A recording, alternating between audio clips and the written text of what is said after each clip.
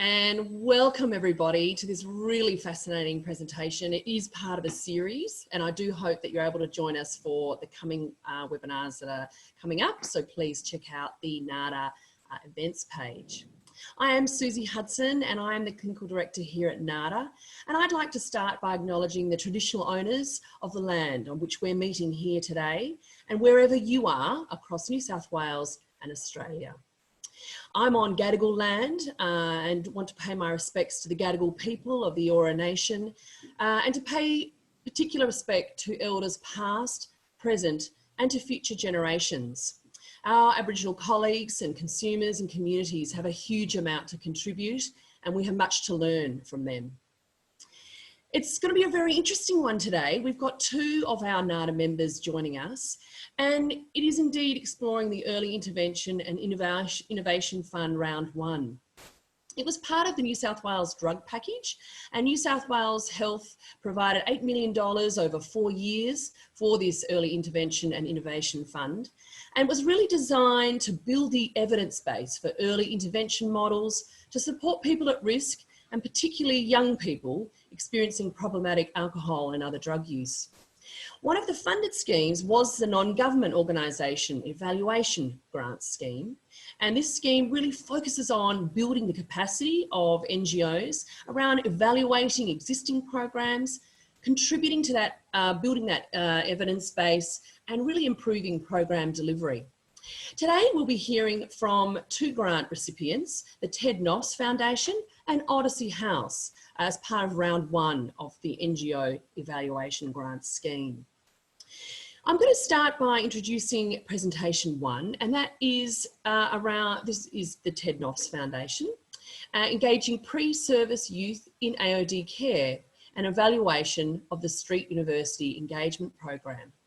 The presenters today, and a very warm welcome to them, are Associate Professor Joanne Bryant. She is at the Centre for Social Research at UNSW, and she has led a range of impactful research projects focusing on young people's alcohol and drug use and sexual health, concentrating specifically on populations of vulnerable young people, including street-involved youth and Indigenous youth. Joanne is an investigator on a range of competitive grants, including from the Australian Research Council and National Health and Medical Research Council. Joining her is Mark Ferry, a long-time NADA member, and he's worked at Ted Noffs Foundation since 2001, commencing as assistant manager, and has had various roles, including managing a number of the therapeutic communities, program manager, and he's now the Chief Operating Officer with responsibilities across the Ted Noffs Foundation facilities. I'd like to now hand over to Mark and to Joanne. Take it away, Mark. Thank you very much, Susie, and it's great to be here today. For the Ted Noffs Foundation, this study has been really important to us. It's a bit of a landmark for us. So what I'm going to do is just walk you through what an actual street university is before I hand over to Joanne, who will actually run you through the study. And then what I'm going to do is come back and actually talk about what's happened since we've done the study, because I think with all good research, it doesn't need to sit on a shelf, it needs to actually be actioned. So while I do that, I'm going to share some vision in the background,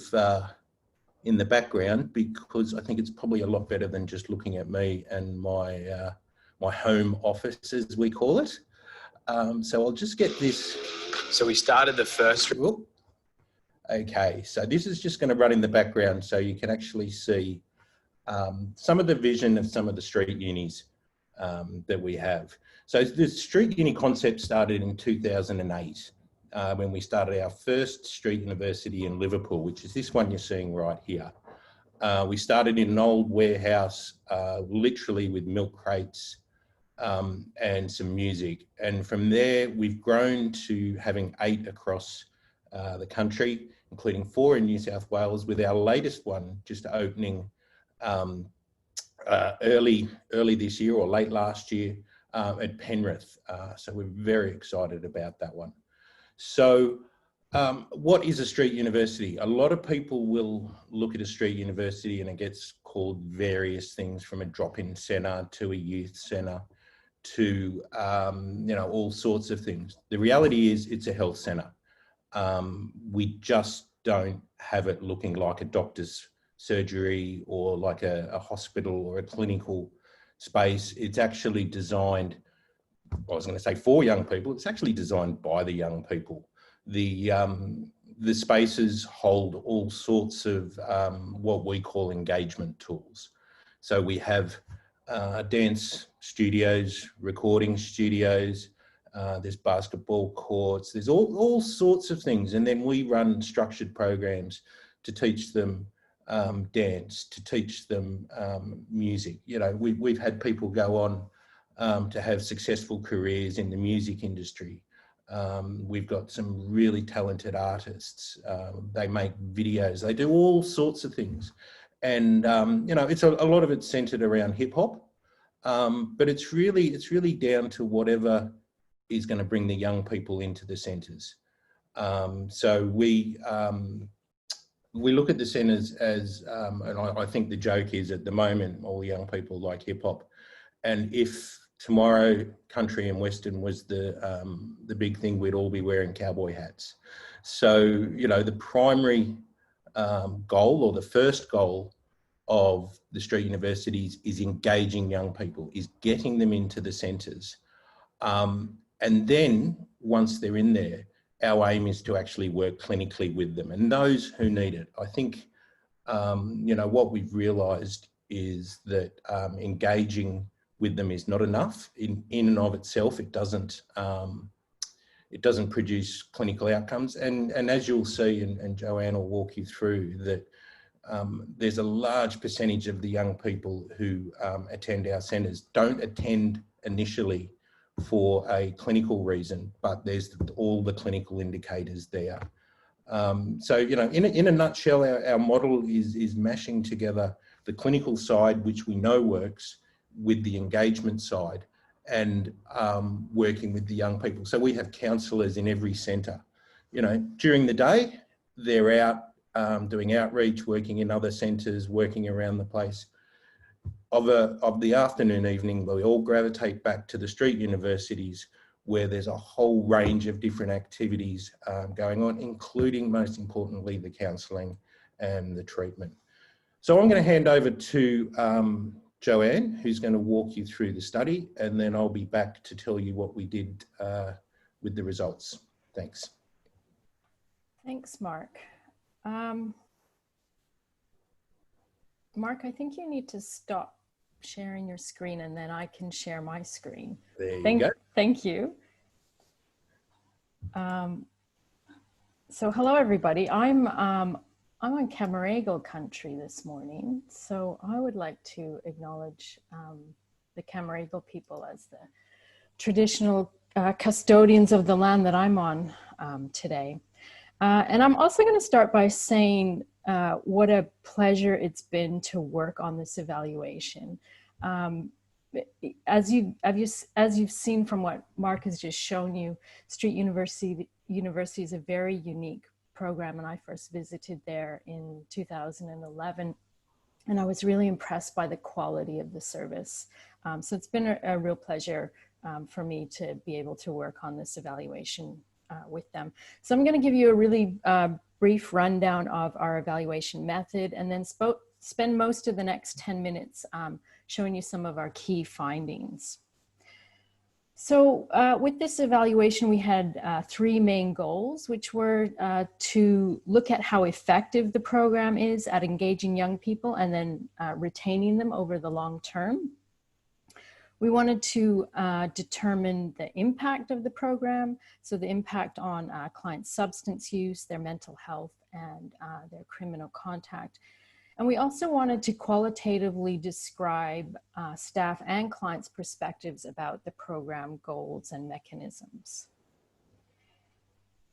So we used three different data sources to help us answer these questions. And this is the only method slide I've got, so it's got a lot of content on it. We used an observational cohort with 3 contact points which were at recruitment or baseline, and then again at 3 months and 6 months. And so in this part of the project, all of the participants were new entrants to the Street Uni program. So their recruitment at baseline was typically their first visit to Street University. And the idea of this design was that we would track them over the 6 months to identify changes in outcomes among those who stick with the program and those who don't, with that non-attending group being a sort of pseudo-control group. And we looked at a range of outcome measures, but the key ones were the severity of dependence score. We looked at their substance use in the past 4 weeks. We looked at psychological distress, and then also their contact with the police. So we entered 316 young people into the study at baseline, and then we managed to recruit 95 of them at the 6-month point. So we were hopeful to get a higher retention than that, but it's actually not too terrible. It's quite similar to what you see in other cohort studies with marginalized young people. So we also had a qualitative component to the evaluation, and this was loosely based on a realist evaluation method. And we interviewed 27 people for that part of the evaluation. And then finally, we also used data collected by Noffs Foundation, their service data, and this was collected from clients who had received some kind of counseling for mental health or problematic substance use. So these are data that are a subset of the whole population of the Street Uni clients, only those who had received therapeutic intervention. So I'm just going to step us through some of the key findings. And this one related to the first main goal of our evaluation, which is to look at how effective the program is in engaging pre-service young people and then retaining them over the long term. And the cohort data showed us something quite impressive, which is that 63% of participants returned at least once to Street Uni over the 6-month period. Over half returned weekly or more often, so that's quite frequent. And when they did come, they stayed for an average of 2 hours, and half of them stayed for longer than 2 hours. We also asked those who didn't return to the program the reasons why they didn't return, and these were related mainly to issues related to work or study or family obligations, not to anything related to the program itself. So this table tells us a bit about our participants, whether they're the kind of young people that the Street University program aims to recruit or to target. And I think that this table shows that they are. So you can see that about 35% of those who continued their attendance at Street Uni reported significant mental health issues. About 20% had contact or a warning or a caution from the police, and almost half, 47%, told us that they had a drug of concern. So this table tells us something about why participants returned to Street Uni and what they did while they were there. And you can see that that Street Uni is a place for young people to hang out and to talk to staff and to use the computers.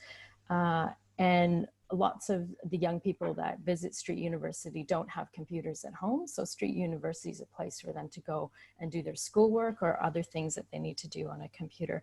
And it's a place where they can get out of public spaces such as parks or streets or shopping centers. It also shows that a chunk of them also take part in the art-based activities that are offered.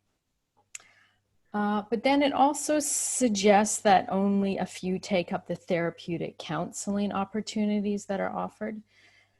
And this finding was worrying because of the high levels of psychological distress and substance use that I showed you in that last slide.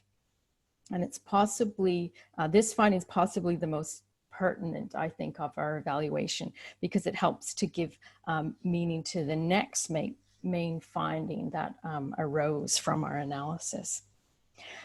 So on this slide, this is the data from our longitudinal analysis, looking at the changes in the key outcome measures over the 6-month period of this study.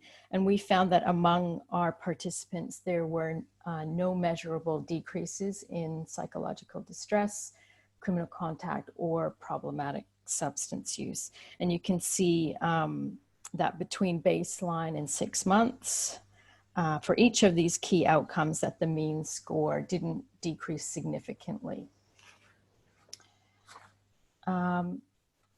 So we can see, so we see this as related to this finding that I just showed you on this slide, this previous slide, that the program model may need to increase the uptake of therapeutic counseling among clients, since currently the uptake appears much lower than the need level.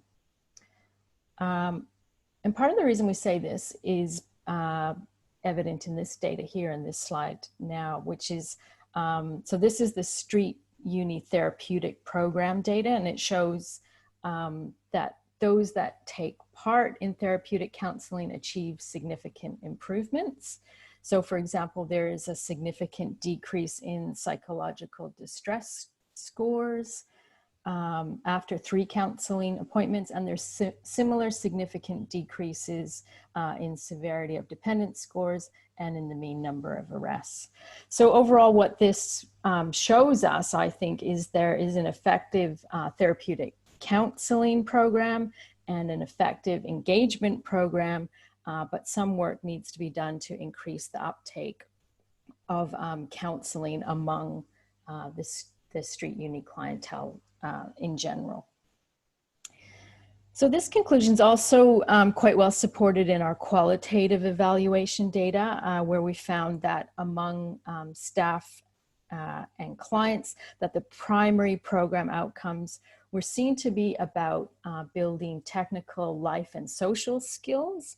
And while therapeutic outcomes were also seen to be important, these were discussed less often than these other skills about life and social skills. And then finally, the qualitative component was quite powerful in its capacity to show us the value that young people ascribed to the program and the ways or mechanisms through which the program was seen to act on their lives. So we identified 4 key mechanisms, including that the program was seen to provide a safe and inclusive space for young people. And you can see this in some of the quotes here, where young people talked about feeling safe. They talked about not being judged by staff, and those sorts of attitudes are really important to them. Secondly, the program was identified to provide the opportunity to develop positive relationships with adults. And this is something that we know from the research with marginalized young people, that building positive relationships with adults can really smooth the way through bumpy periods for young people. And they seem to be important because they facilitate important life and social skill building. Thirdly, the program offers activities that are appealing and relevant to young people. And you can see this in Caleb's quote on the side here, where he says, "I was expecting as soon as you open the door that there'd be a desk, a receptionist saying, 'What are you doing here?' You know, nope, went and opened the door to the basketball court." I'm like, what the? So that's a really lovely quote. And we had a lot of those kinds of nice quotes from young people that we interviewed for the evaluation. And finally, the final important program mechanism that was identified was that the program seeks to employ all of these mechanisms over the long term. So it has a long-term commitment to the young people that use the service to ensure that they are sufficiently supported in their social, emotional, material, and therapeutic needs. So this is my final slide. This is, we had a list of recommendations. This is a few of them. And the key ones really were to continue these engagement activities, since these are clearly effective and they're quite impressive in their capacity to attract and to retain young people over the long term. But to develop clearer processes to identify the clients that need some therapeutic intervention. Related to that one, to increase the skills of staff who work in engagement roles so that they can identify those young people that are in need of some therapeutic intervention. And then also relatedly to help to further develop the help seeking skills of the clients of the program so that they can identify when they need help as well. So that's the end of my presentation. So I will hand the screen back to Mark to finish off. Thanks, Joanne. So we really got the results of this study and were surprised and weren't surprised as an organisation. So we weren't surprised that our engagement services were amazing. They were really good. They did the job. They had young people coming back. And we also weren't surprised that our clinical populations showed significant reductions across drug and alcohol, mental health, crime, the full range. So where we really focused our energies was looking at the intersection of those two. You know, our counsellors in the street unis have loads of clients, but a lot of the clients are those that came through traditional referral and our outreach activities.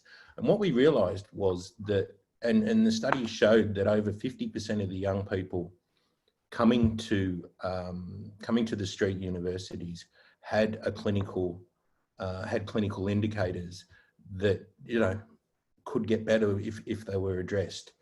Similarly, though, I also thought about it, and I'm a father of 3 teenagers, and there's also the other 50% who don't necessarily have those clinical indicators, but as I look at my children, they could do with talking to someone every now and then when life gets a bit stressful and when, you know, they're faced with drug and alcohol and all the different things. So there really is a role in there. So what we did was we completely changed the model. We really, you know, we kept the good bits, which were the 2 sort of bookends, and really looked at that middle piece and put a structural process in so that every young person who comes through that door, we have a brief assessment with. And it is a very brief assessment, and that can lead to treatment, but it's really giving young people the opportunity to actually talk to us, to actually tell us what's going on for them.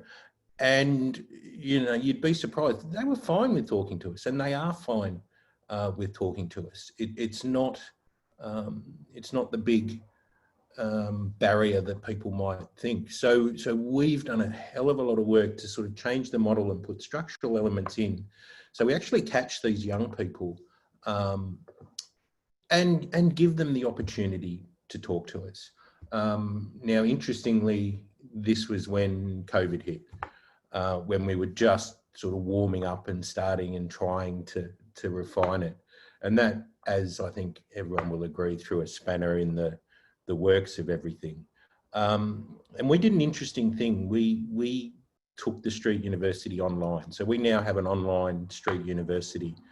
And what we did was when we set it up with those same principles of needing to connect the engagement. And we have 63 workshops online every week, which I'm still quite amazed at. But we also have the opportunity for young people to actually talk to us. We have a counselling section in there, and there's a button the kids can hit 24 hours a day if they'd like counselling. We've had 200 young people hit that button during the period of COVID. We also reach out, we talk to people, we're assertive in the way that we approach what's going on. So it's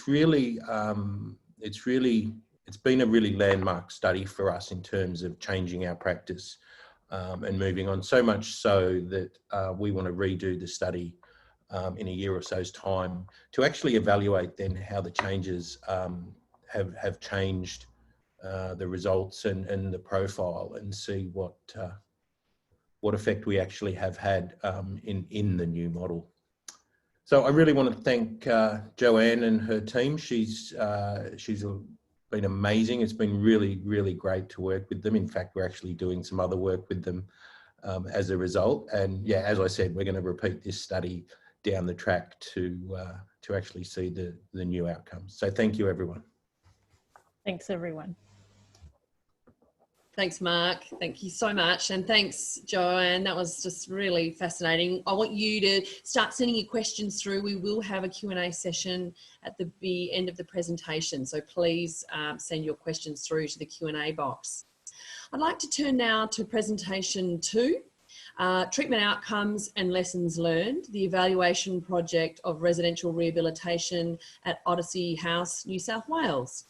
I'd like to invite to pop on their cameras if they have them.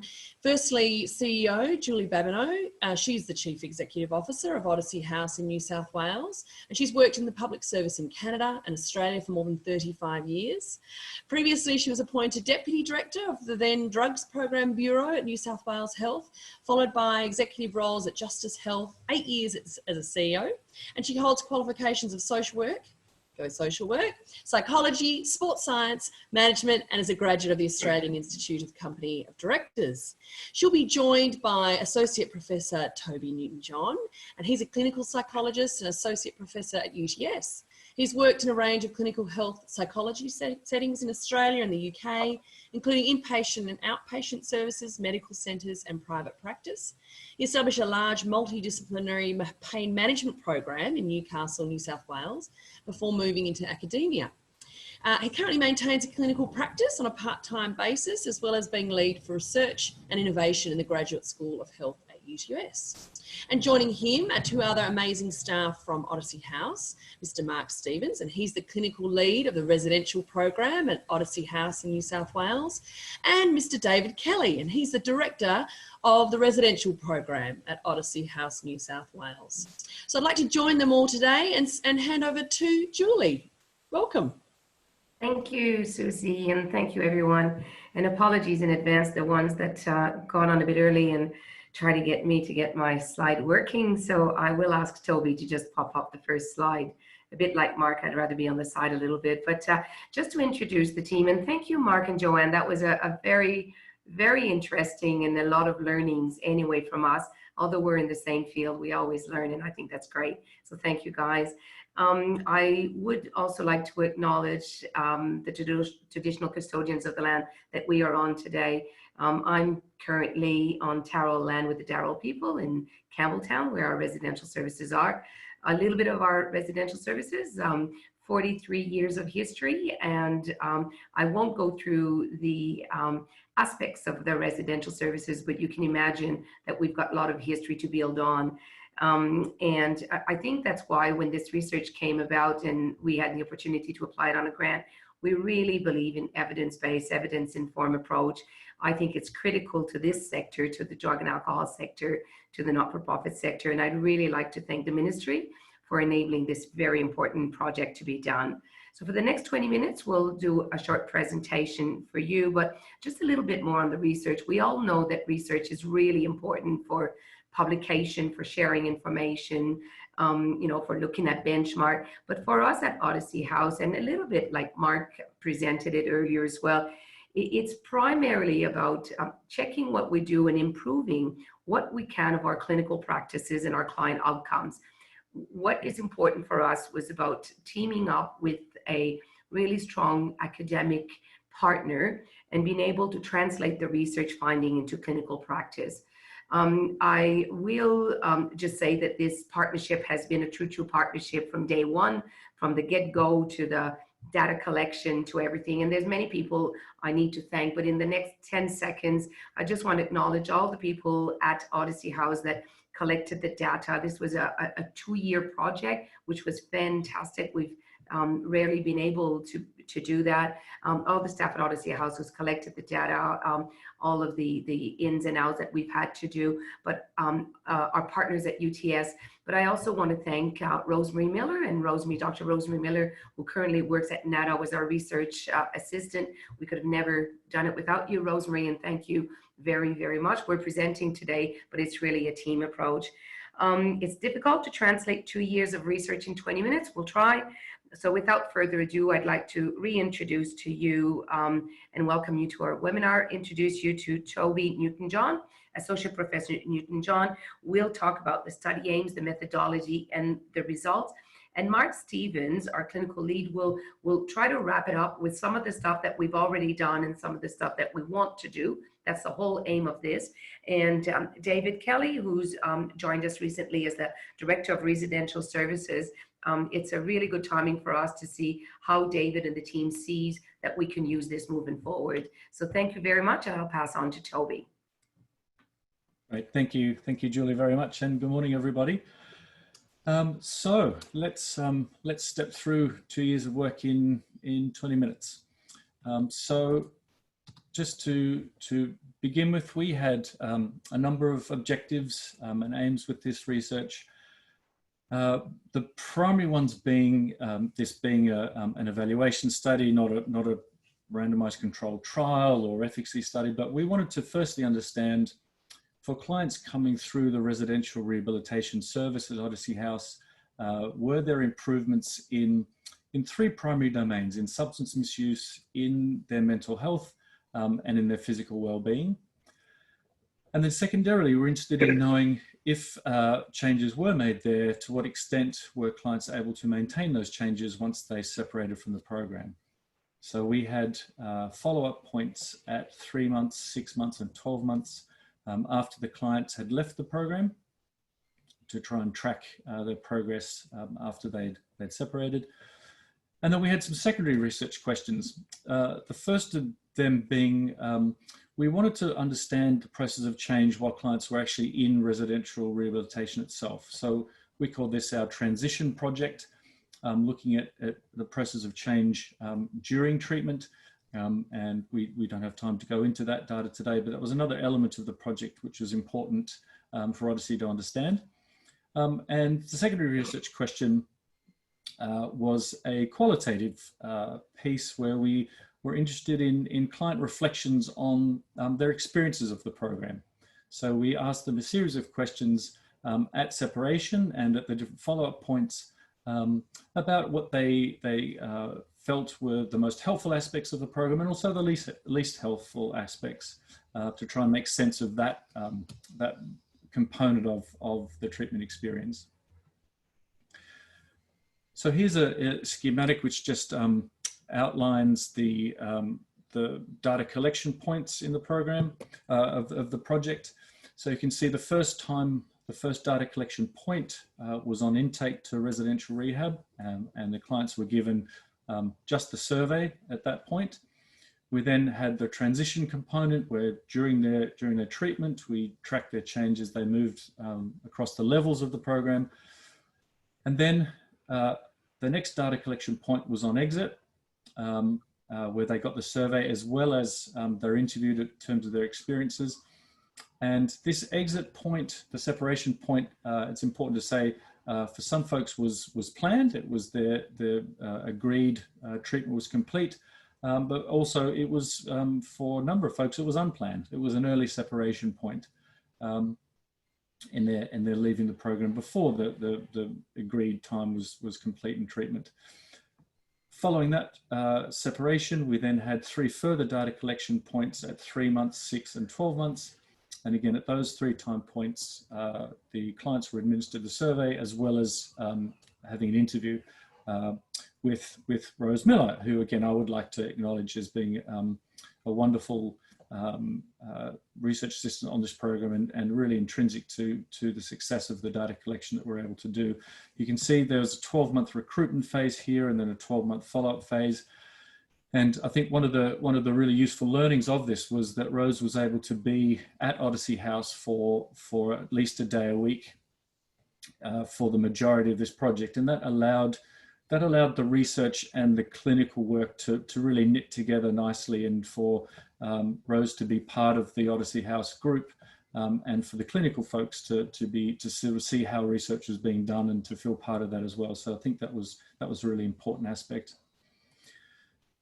So again, just stepping through the flowchart of progression through the program, through the project, you can see we had 519 admissions during that 12-month data collection period. We were able to assess 211 of those folks for eligibility into the program. And we ended up with a final sample. We enrolled into the project of 117 people. I think it's important to note here that only 15 clients just declined to participate in the project. And I think it says something about the willingness of clients to participate in research when they're given the opportunity, which was tremendous.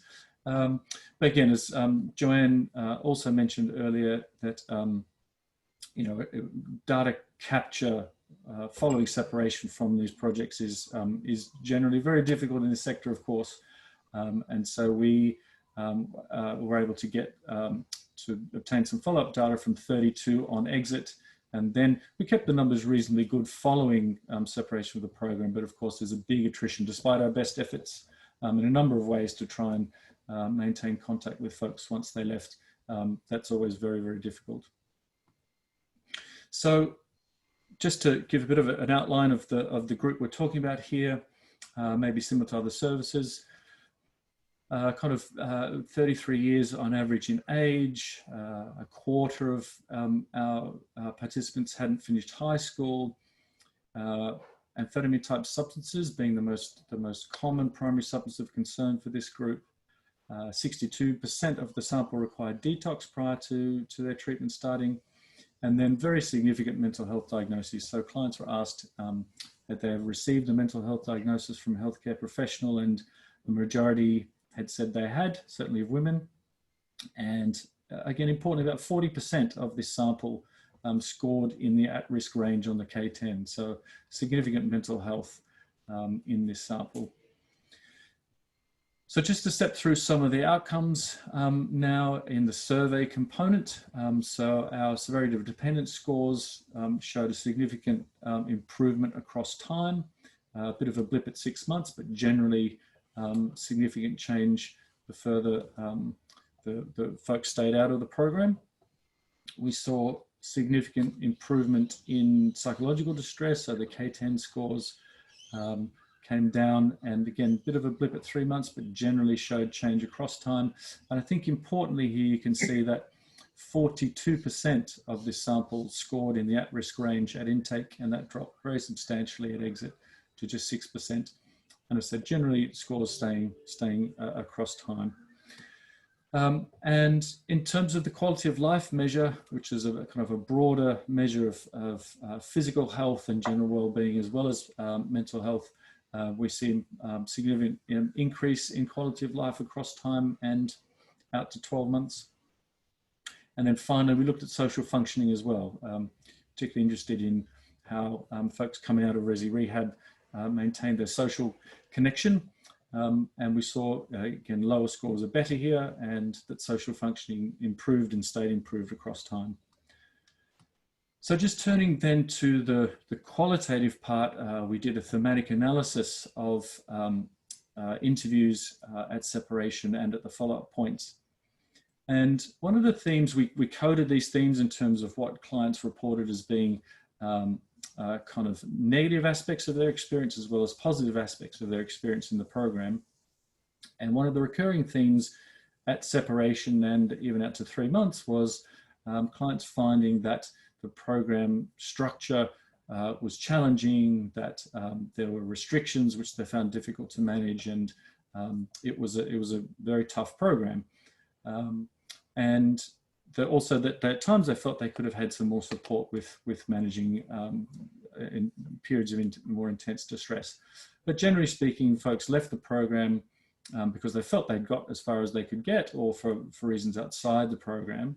But they were the kind of predominant themes that were reported in sort of negative reflection, I guess, on separation at 3 months.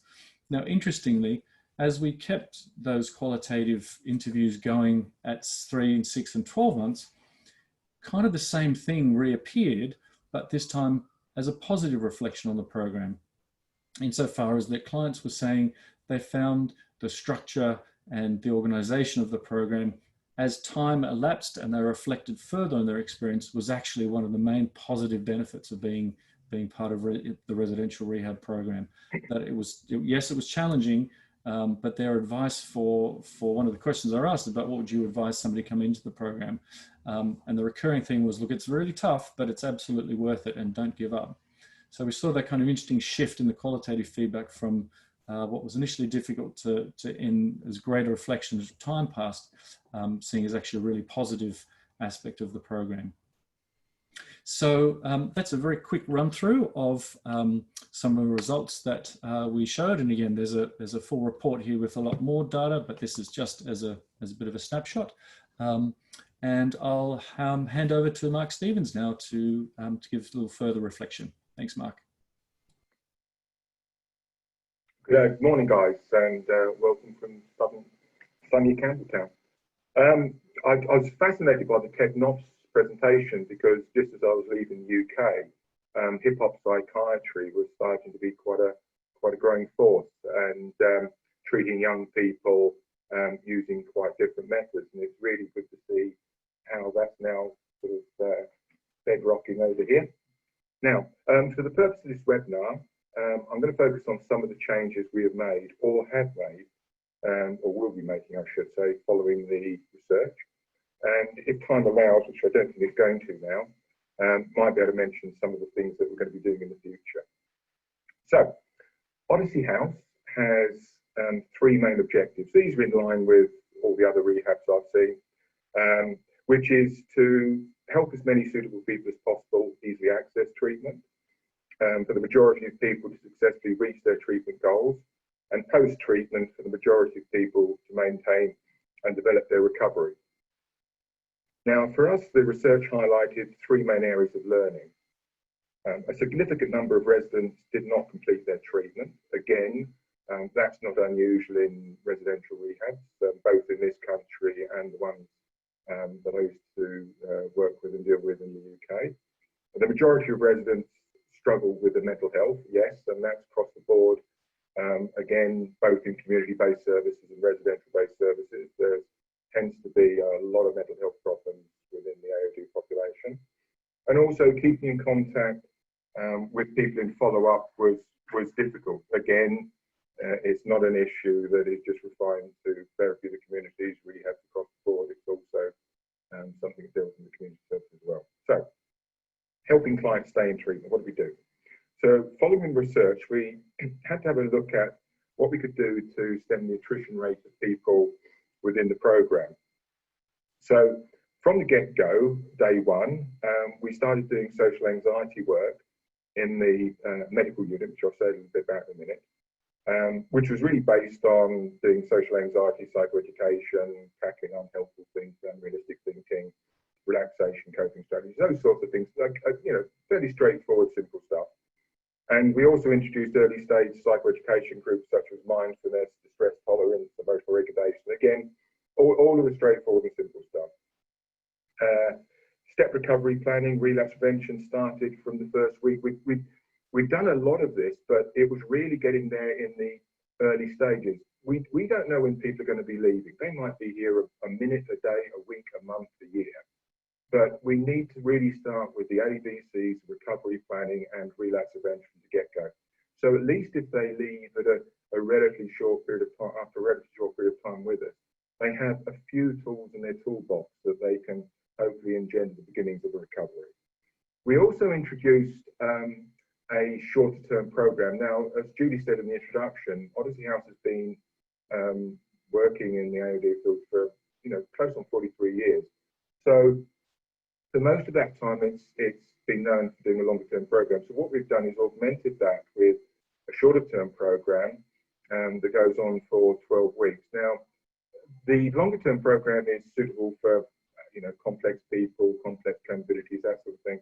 And the shorter-term program is more suitable for people who are less complex. Now, this is part of a stepped delivery of care that we do that's both in the residential and our community services. We've also introduced more opportunistic one-to-one counselling. Opportunistic counselling is exactly what it says on the tin, and more case management for complex residents. We have a multidisciplinary approach in the residential services. So what we do, we might have up to 6 workers working with one resident for more complex people. So the case management is really about making sure that that's coordinated and worked on in a joined up way. Now, as Toby said, mental health is a biggie. Now, nearly 70% of our people came in and identified as having mental health issues, sort of 67% of women, 45% of men, and they were struggling. Now, again, a lot of people who are misusing drugs and alcohol, it is a problem. A lot of it is anxiety, depression, as you would expect, but also, you know, there's a fair number of people with chronic psychoses and sort of everything in between, you know, lots of bipolar, mood disturbances. Now, although Odyssey House, we employ both mental health workers and AOD workers, both in our community service and residential services, we've decided to beef up the team. We've employed a specialist psychiatric nurse to work in our medical unit, who's actually also runs the medical unit. I should say at this stage that our medical unit, everybody who comes into the programme is admitted via the medical unit, as Toby alluded to in the research. We did look at people's physical well-being. I mean, you know, you can do as much work as you want on emotional well-being, but if the person's a physical wreck and dies shortly after leaving the programme, then it's all been for now, really. So what we do is the people have a full physical assessment. We look at pathology, BBVs. We do we work on them to build up a plan. We keep in contact with them throughout the time of the programme, trying to keep them as healthy as possible, really. We've also employed a mental health specialist who works with residents in the early stages of the programme and increased the availability of structured counselling. Now, structured counselling, again, is exactly what it says on the can. This is when people are within the programme, so we can deliver counselling right the way through. Again, for people who might be struggling with comorbidity or other issues that they want to be working on. And that, of course, I mean, do remember when I'm talking about all this, we are also a fully functional therapeutic community, which is the main treatment. So, after the programme, now the research really highlighted that a lot of people escaped follow-up. That again is really not unusual in AOD services, across community services and residential services. And as I said, when I worked in the UK, we did a lot of prescribing out there, and we were keeping lots of people in treatment then. But then again, you expect that with prescribing services. But non-prescribing services, you tend to get attrition.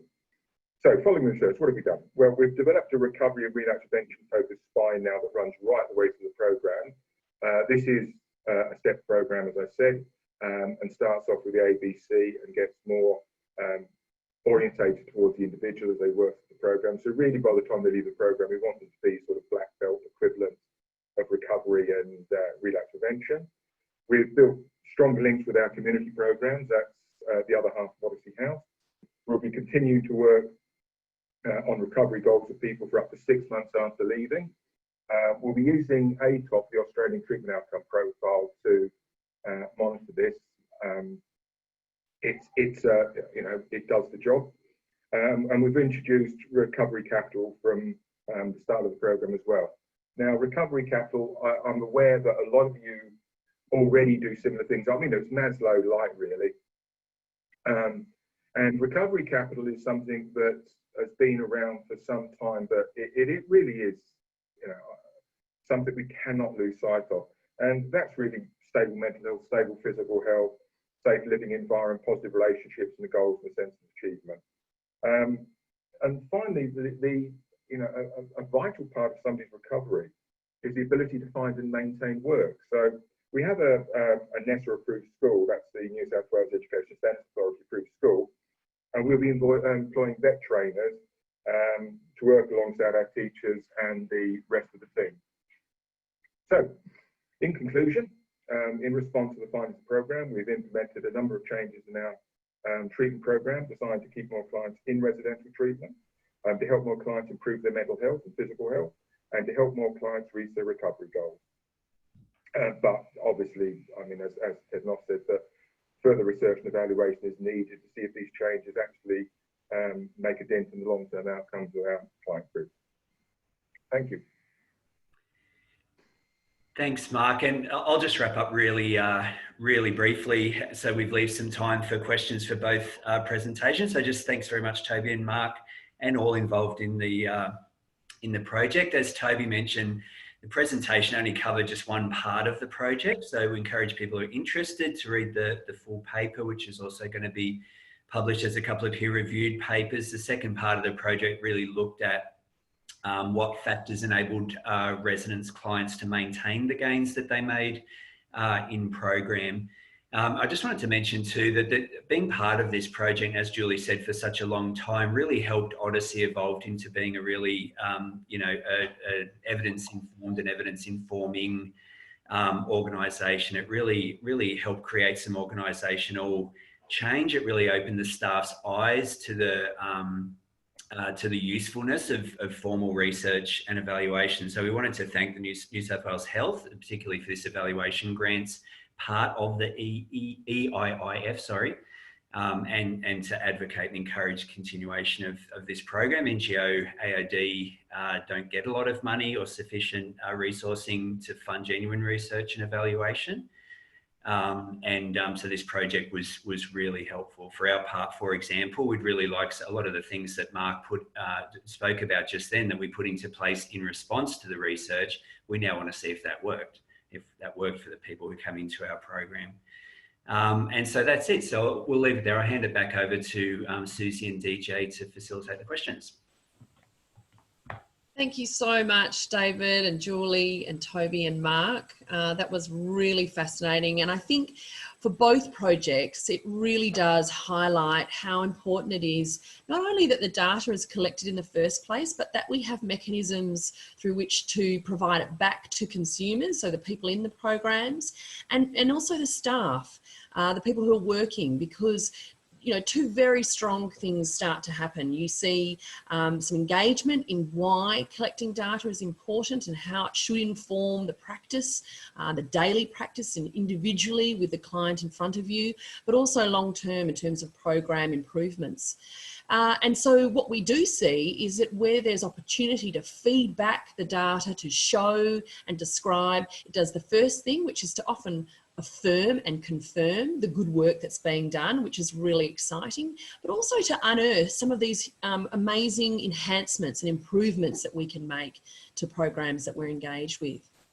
I do want to have a look at some questions. One of the first questions that came through earlier is for Mark. So perhaps if everybody could turn on their cameras again and join us back together. Mark and Joanne, Mark, you mentioned one of the changes that you had made in order to bring together those two pieces of the engagement and then through to perhaps other more intensive support or just some counselling. You mentioned a brief intake, and someone was just asking how long that usually takes, that sort of brief intake. Yeah, look, it usually takes about 5 minutes. We've developed a little program and put it on an iPad. So you don't have to go into an office, you can just do it wherever. And it's designed, it asks some pertinent questions, but it's designed to be the start of a conversation and to touch on mental health, to touch on drug and alcohol, to touch on how they're feeling. So just those little things, and it's amazing what actually opens up. So, if they want to get it done, it takes 5 minutes. If they want to open up, it can take half an hour. It can start a conversation, which is what it's designed for. And so, what really occurs to me too is that you're opening the door then to you know, further conversations, as you say, if they're needed or necessary, or people are ready to do that. But I suppose the other thing that occurred to me in your presentation is how valuable it is to have that safe place to be. And certainly for young people, you know, there's a real desire, obviously, to work through issues that people are facing.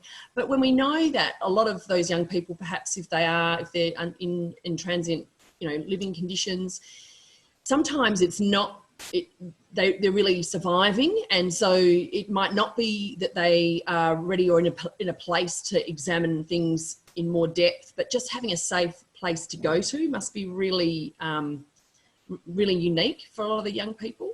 Look, it is. I think a lot of them, you know, because we it sounds cliched, but we become like family. Yeah. You know, we do food parcels, we do all sorts of things, and it's almost when the young person is ready, they will talk to us. And I think what we're trying to cut down is that point of crisis. They always come to us, but trying to get to them before the point of crisis happens. To sort of, you know, point out that, yeah, smoking dope every day or whatever it is that they're doing might not be the healthiest thing. And, you know, don't underestimate young people is what I'd say. Well, you know. Yeah, and I think that's the other thing that you mentioned, Joanne, was that idea that here's an opportunity for them to have positive interactions with adults, and how, you know, perhaps in past experiences, there hasn't been the trust or you know, capacity of the adults in their lives to provide that support. So there was the evidence there that really brought out that connection with adults, that positive connection with adults, could be something that lays the foundation for future support.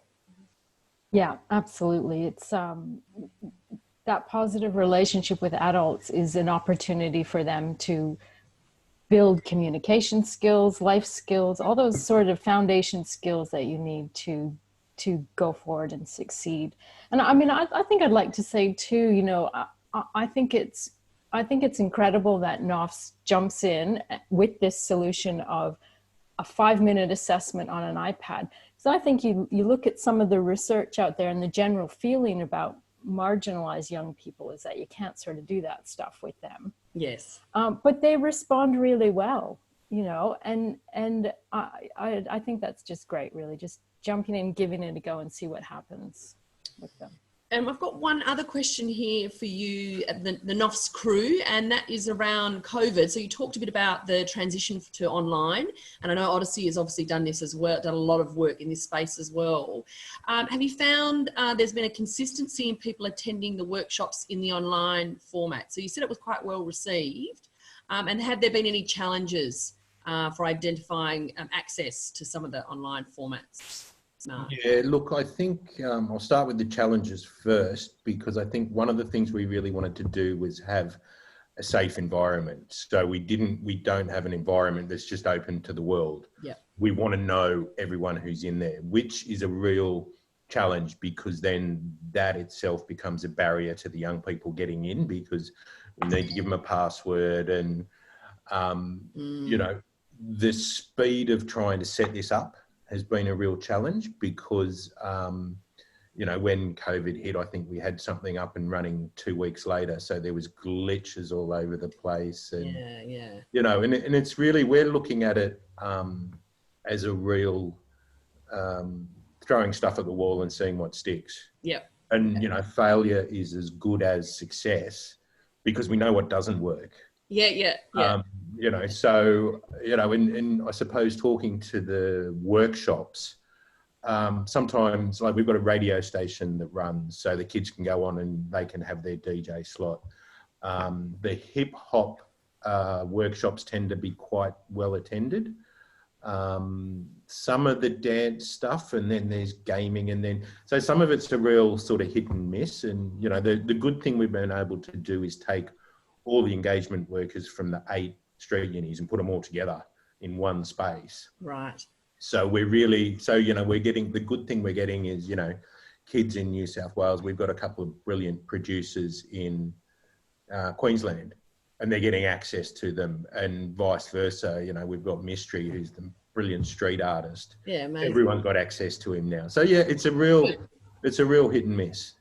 And so turning now to Odyssey, and what I really noticed too about what you're talking about is being flexible and having an opportunity to hear from your client group and shift and change things. And so that flexible program you're talking about, Mark, where people are able to determine perhaps that perhaps a full or lengthy residential program is not for them. Have you been able, I'm aware that you've also been able to meld some online practices as well. Is that part of some of that briefer program stuff? Yeah, I mean, we're quite linked up with community services. As you already said, Susie, that in COVID at the moment, we've got sort of a service of two halves where our community services are providing humongous amounts of work. I mean, you know, for nearly 840 people, online, doing Zoom, virtual groups and everything else. It's really about our overall aim to have what's called a step service. Yes.